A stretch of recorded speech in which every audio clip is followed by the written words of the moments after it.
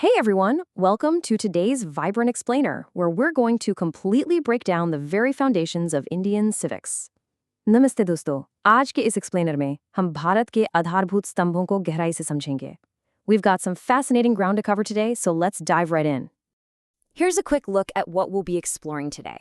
We're going through 5 key areas, starting from the spirit of nationalism right down to the actual power of your vote. आज हम इन 5 मुख्य विषयों पर चर्चा करेंगे. All right, kicking things off with Section 1, the spirit of nationalism, Ya Rashtravad. To really wrap our heads around this, I want you to picture something. What happens during an India versus Pakistan cricket match? Bharat-Pakistan match ke dauran kya hota hai? Think about that insane, electrifying energy for a second.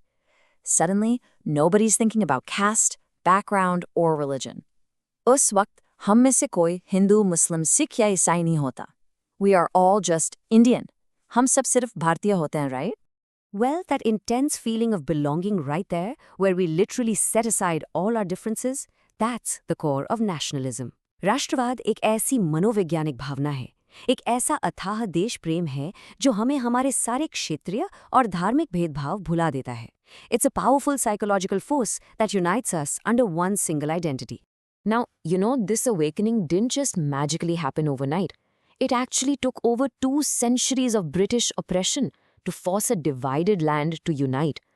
200 से भी ज़्यादा सालों के अंग्रेजी शोषण ने भारतीयों को एक होने पर मजबूर कर दिया. We saw major milestones like the introduction of Western education around 1835 and then the formation of the Indian National Congress in 1885. These gave people the platform to finally fight back all the way to 1947. And a huge catalyst for this nationalistic fire was a very harsh economic wake-up call. You had visionaries like Dadabhai Naoroji exposing the brutal reality of British economic exploitation.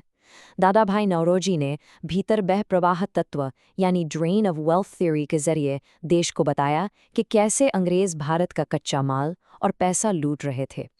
Realizing their economy was being ruined really brought people together against a common enemy. It's also super interesting to look at the clash of perspectives back then.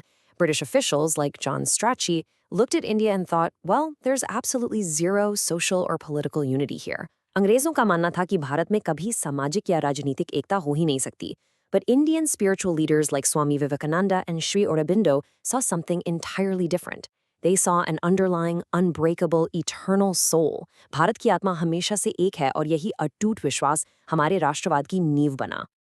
Which brings us perfectly into our second pillar, uniting a diverse nation, vividta mein ekta.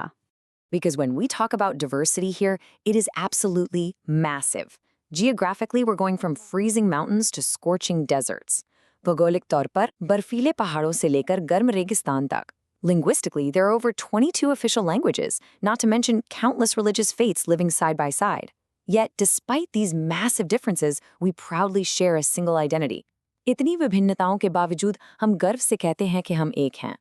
Former President Dr. S. Radhakrishnan actually hit the nail on the head regarding this. He said that national integration isn't made of bricks and mortar, but a feeling in the hearts of people. राष्ट्रीय एकता कोई इमारत नहीं है जो ईंट और गारे से बने. ये तो लोगों के दिलों में बसने वाली एक भावना है. It's an emotional bridge connecting us all. Moving on to Section 3, we have to talk about the real challenges, threats to our unity. एकता के लिए खतरे.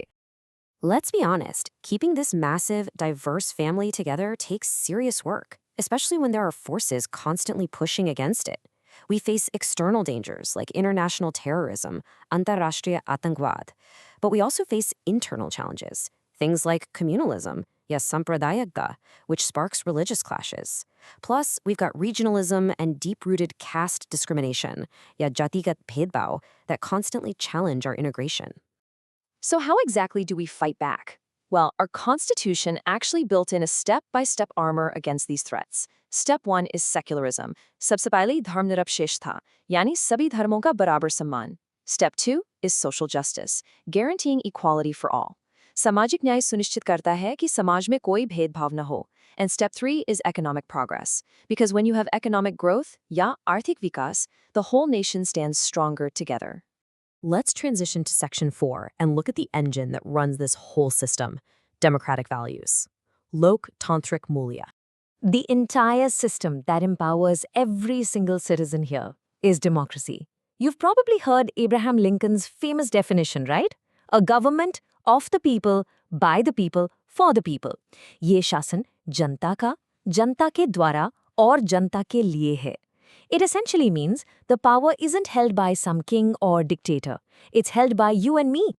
And there are specific core values that make our democracy function. We're talking about guaranteed equality before the law, कानून के समक्ष समानता. You have your fundamental rights, मौलिक अधिकार, backed by an independent judiciary. And famously, since 2005, the right to information, सूचना का अधिकार. This literally gives you the power to demand transparency from the government. Which brings us to our final section, Section 5, the power of your vote. चलिए बात करते हैं सबसे अहम चीज की, आपकी वोट की ताकत. 18 is the ultimate magic number. The moment you turn 18, every Indian unlocks an amazing democratic superpower. We call this universal adult franchise. Sarvabhaumik Vayaska Matadhikar. It's the exact moment you officially become an active decision maker for the entire nation. And here is how that superpower works in practice. It creates a powerful cycle. We use our universal adult franchise, Vayask Matadhikar, to participate in free and fair elections without fear, Swatantra or Nispaksh Chunav. And by doing that, we collectively hire our representatives, creating a truly responsible government that actually has to answer to us. Hum ek zimmedar sarkar banate hain. So as we wrap up today's explainer, I really want to leave you with a powerful thought to chew on. The Constitution gives you all this power, right? But how will you choose to use it to keep India united? संविधान आपको शक्ति देता है, लेकिन आप भारत को एकजुट रखने के लिए इसका उपयोग कैसे करेंगे? The tools for a strong, united country are literally right in your hands. Thank you so much for hanging out with me on this colorful journey through our civic foundations. मुझे उम्मीद है कि आपको भारत के इन स्तंभों के बारे में जानकर बहुत अच्छा लगा होगा. Remember these lessons of unity and democracy. Stay curious, stay united, and keep learning. धन्यवाद.